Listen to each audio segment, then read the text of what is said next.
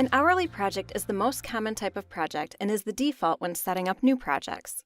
It allows you to enter and bill time at the hourly rate set up in the system per user, client, or project. To add a new hourly project, click Projects from your navigation bar and click Add Project.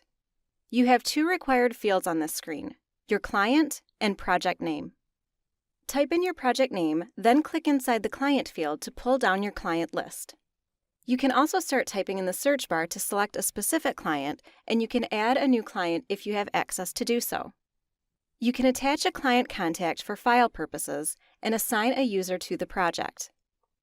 You can also choose a project type and customize these types as much as needed and use those to filter reports or invoices.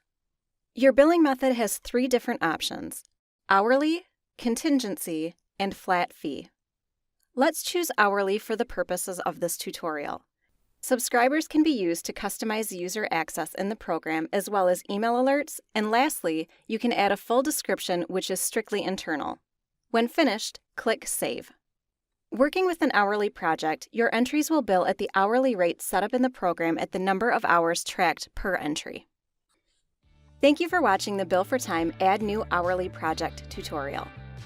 Please click to continue watching for the next video in the series.